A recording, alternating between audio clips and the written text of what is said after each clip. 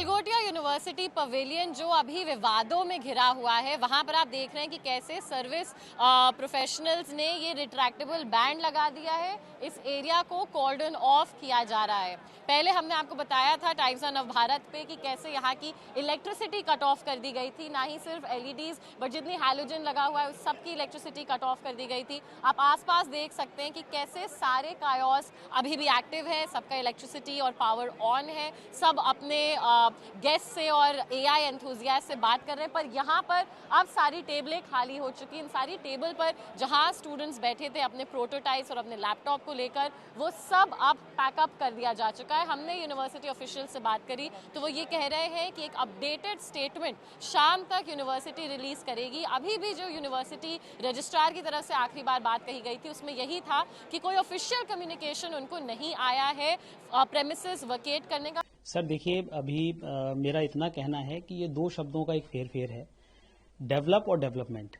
हमने अपना जस्टिफिकेशन भी ऑलरेडी गलगोटिया विश्वविद्यालय ने दिया है कि हमने एक रोबो खरीदा था ताकि हमारे बच्चे उस पर रिसर्च कर सकें, और हमारे बच्चे उस पर रिसर्च कर रहे हैं ताकि हम ये सीखें कि वो किस टेक्निक को यूज करते हैं, और हम चाहते हैं कि हमारे भारतवर्ष के युवा उस टेक्निक को यूज करके एआई से आगे, यानी एआई टेक्निक्स को कैसे आगे बढ़ाया जा सकता है, उससे अच्छा कैसे बनाया जा सकता है, उस पर काम करें, उन टेक्निक्स को सीखें, उससे आगे की टेक्निक के लिए बात करें। तो सिर्फ दो शब्द का हेरफेर है कि डेवलप और डेवलपमेंट। हमने उसको डेवलप नहीं किया है, हमने उसके डेवलपमेंट पे काम किया है, यानी हम उससे अच्छा कैसे बना सकते हैं, उससे उन्नत कैसे बना सकते हैं, कैसे भारतवर्ष के लिए, भारत के युवाओं के लिए कैसे एआई की बेहतरीन टेक्निक्स को हम आगे ला सकते हैं। यही गलगोटिया विश्वविद्यालय का हमेशा से रहा है, और हम भारत सरकार के साथ हमेशा यही कहते हैं कि हम भारत सरकार का मान, भारतवर्ष का मान कभी नीचे नहीं होने दे सकते। हमेशा हमने अभी जैसे बात की, अभी आप लोग जब अंदर आए होंगे तो आपने देखा होगा कि हमने एक आर्टिफिशियल इंटेलिजेंस के नाम से एक पूरा ब्लॉग बनाया है जिसमें हम बेहतरीन लैब्स को ला रहे हैं, बेहतरीन टेक्निक्स को ला रहे हैं। हम ये चाहते हैं कि भारतवर्ष में वो सारी टेक्निक्स जो अभी विदेशों में अभी हैं, भारतवर्ष में अभी उनको हम कारगर करने की कोशिश कर रहे हैं, हम उनको लाएं। इसी वजह से उस रोबो को लाया गया और ये कोशिश की गई कि आप बच्चे उस पर रिसर्च करें, उससे अच्छी टेक्निक को लाएं ताकि भारतवर्ष में भी ऐसे रोबो और इससे अच्छे robo with new AI technologies के साथ बनाए जा सकें।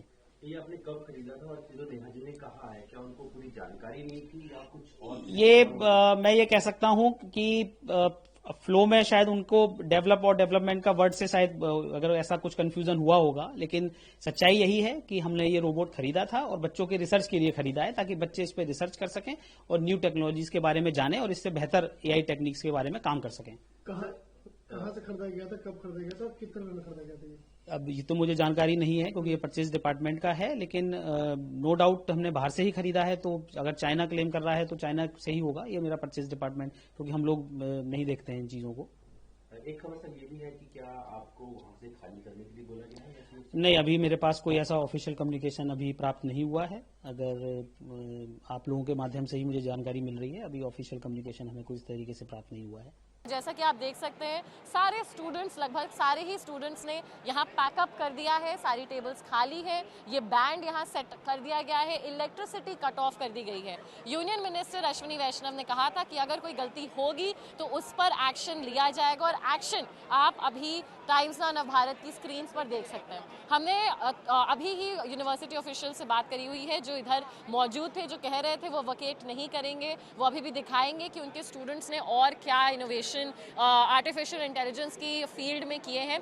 पर बहरहाल ये कॉर्डन ऑफ होने के बाद, ये बैंड्स लगने के बाद वो प्रोफेसर्स भी यहाँ से जाने के कगार पर है और स्टूडेंट्स ने भी अपने लैपटॉप्स पैक कर लिए हैं।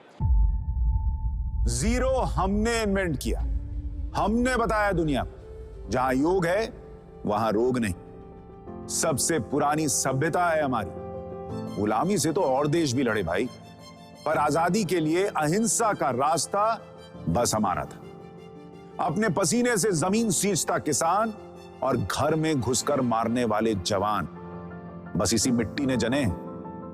इसके हाथ ने जब थामा जज्बा तो इतिहास रचे, कदम बढ़ाए तो चांद का वो हिस्सा चूमा भाई जहां कोई कभी नहीं पहुंचा। आज पूरी दुनिया में शान से लहरा रहा है तिरंगा, और इसके पीछे है गर्व से भरी अनगिनत कहानियां जो लिखी जा चुकी हैं और लिखी जा रही हैं, जिन्हें मैं सुनाऊंगा। राष्ट्रगर्व रोज शाम 6:25 पर।